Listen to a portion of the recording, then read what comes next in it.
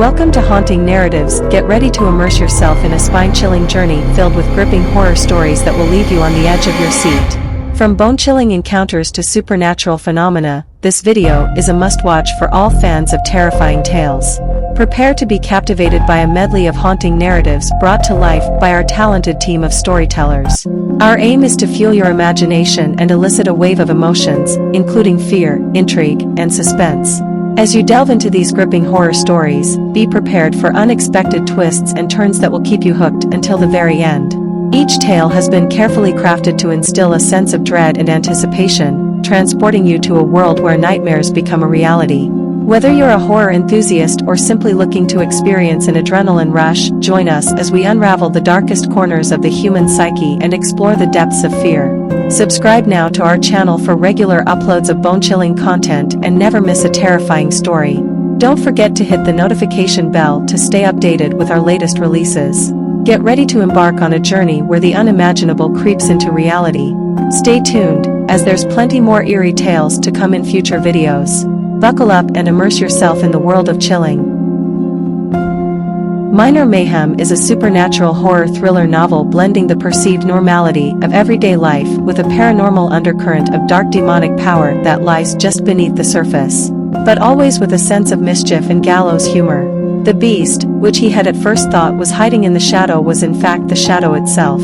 It had the vague undulating shape of a four-legged creature, crouching low with its belly nearly dragging on the stone floor. Although the body seemed to lack any solidity, indeed it looked to Nichols to be nothing more than a seething mass of darkness, there was no doubt it still had a formidable weight to it. Someone was after career criminal Larry McCulloch, but for Larry that was nothing new. Down through the decades he had amassed a quite remarkable number of enemies on both sides of the law. But this time it was different.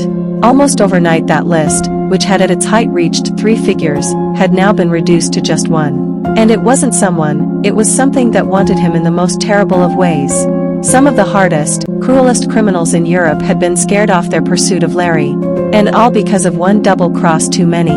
And it wasn't just Larry's life that was at stake. Because Larry McCulloch now found himself up to his neck in a supernatural clandestine war fought just in the corner of the everyday world's eye. A war of creatures conjured out of nightmares. A war fought between shadowy soldiers of darkness who lived just on the edge of myth and rumor and a small group of disparate volunteers on the side of good. Prologue. It's a curious thing, researching your own death. Which, once the inevitable disorientation of his post-mortem rebirth had passed, was the first thing Randall did once he had returned from oblivion to the land of the almost living. He even had a copy of the crime scene photographs, very grisly, not the kind of keepsake one would normally hang on to, but they still held a macabre fascination for him. Even after all these years they never failed to elicit a shiver down the spine. He had been originally prompted to do all this by the dream of the final moments of his mortal life. The before, to this after. It always began the same, the caress of a gentle breeze on his face as he drifted off to sleep, and with it the smell of freshly rain-soaked streets. Then came the shouts and that god-awful burning in his chest. Fractured images reassembled in some sort of vaguely coherent order would play out in his mind's eye, over and over like a damn movie loop, but one edited by a madman with a hatchet. Yeah, he remembered just about everything about that night. Which, considering what happened, wasn't that surprising. After all, if you can't remember your own murder, then just what the hell are you going to remember? When he walked out, dazed and disorientated, into a world that had quite literally left him way behind.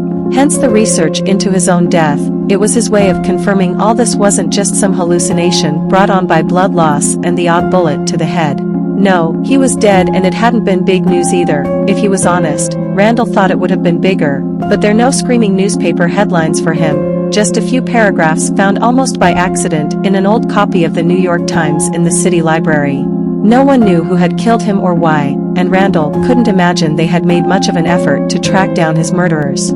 He wasn't missed, just another dead hood in the carnage that was the gang wars of the roaring 20s. Gone and defiantly forgotten. But now he was back.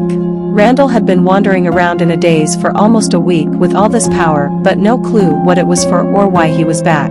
That was when the annoying little bastard Israel finally found him, and that was when things had gotten really surreal.